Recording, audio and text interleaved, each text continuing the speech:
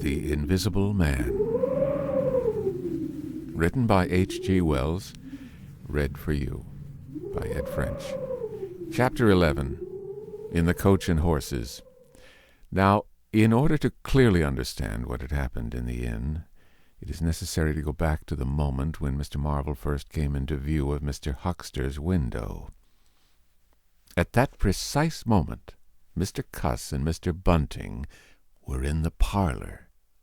They were seriously investigating the strange occurrences of the morning, and were, with Mr. Hall's permission, making a thorough examination of the Invisible Man's belongings.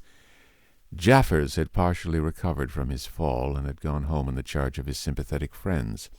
The stranger's scattered garments had been removed by Mrs. Hall, and the room tidied up, and on the table, under the window, where the stranger had been wont to work, Cuss had hit almost at once on 3 big books in manuscript labeled Diary. "Diary," said Cuss, putting the 3 books on the table.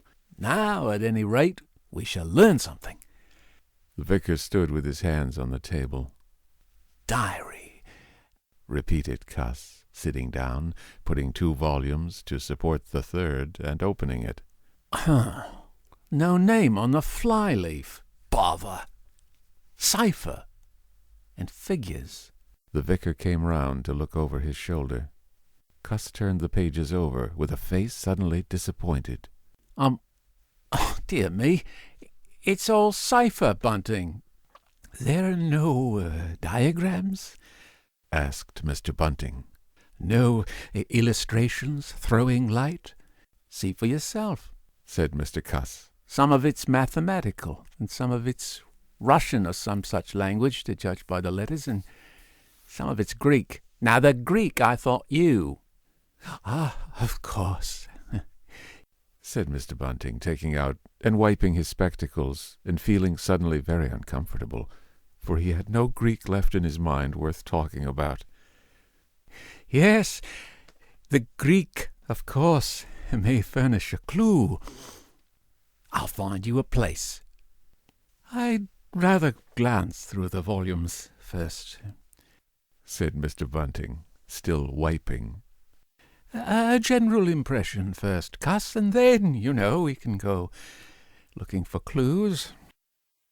He coughed, put on his glasses, arranged them fastidiously, coughed again, and wished something would happen to avert the seemingly inevitable exposure.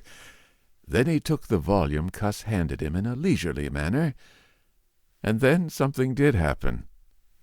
The door opened suddenly.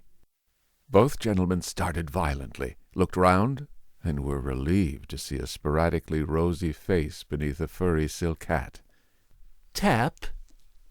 asked the face, and stood staring. "No," said both gentlemen at once. "Over. The other side, my man," said Mr. Bunting, and "Please shut that door," said Mr. Cuss, irritably. "All right," said the intruder, as it seemed in a low voice, curiously different from the huskiness of its first inquiry. "Right you are," said the intruder in the former voice. "Stand clear." And he vanished and closed the door. "A sailor, I should judge," said Mr. Bunting. "Amusing fellows they are. Stand clear, indeed. A nautical term, referring to his getting back out of the room, I suppose." "I dare say so," said Cuss. "My nerves are all loose today. It quite made me jump. The door opening like that." Mr. Bunting smiled, as if he had not jumped. "And now," he said with a sigh, "these books." Someone sniffed as he did so. "One thing is indisputable," said Bunting, drawing up a chair next to that of Cuss. "There certainly have been some very strange things happening in Iping during the last few days. Very strange. I cannot, of course, believe in this absurd invisibility story." "It's incredible," said Cuss. "Incredible. But the fact remains that I certainly saw right down his sleeve. But did you? Are you sure? Suppose a mirror, for instance. Hallucinations are so easily produced. I don't know if you have ever seen a really good conjurer. I won't argue again, said Cuss. We've thrashed that out, Bunting. And just now there's these books. Ah, here's some of what I take to be Greek. Greek letters, certainly. He pointed to the middle of the page. Mr. Bunting flushed slightly and brought his face nearer, apparently finding some difficulty with his glasses. Suddenly he became aware of a strange feeling at the nape of his neck. He tried to raise his head and encountered an immovable resistance. The feeling was a curious pressure, the grip of a heavy, firm hand, and it bore his chin irresistibly to the table. Don't move. Little men, whispered a voice, or I'll brain you both. He looked into the face of Cuss, close to his own, and each saw a horrified reflection of his own sickly astonishment. I'm sorry to handle you so roughly, said the voice, but it's unavoidable. Since when did you learn to pry into an investigator's private memoranda? Said the voice, and two chins struck the table simultaneously, and two sets of teeth rattled. Since when did you learn to invade the private rooms of a man of misfortune? And the concussion was repeated. Where have they put my clothes? Listen, said the voice. The windows are fastened, and I've taken the key out of the door. I am a fairly strong man, and I have a poker handy, besides being invisible. There's not the slightest doubt that I could kill you both and get away quite easily if I wanted to. Do you understand? Very well. If I let you go, will you promise not to try any nonsense and do what I tell you?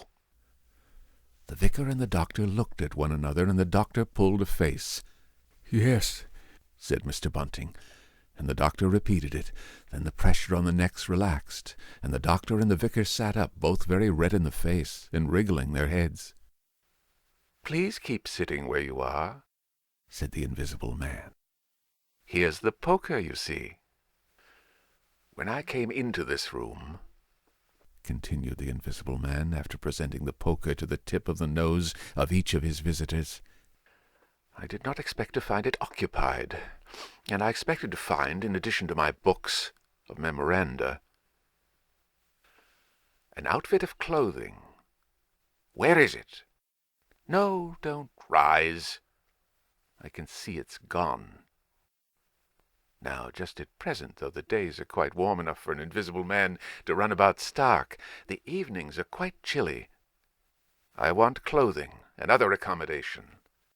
And I must also have those 3 books.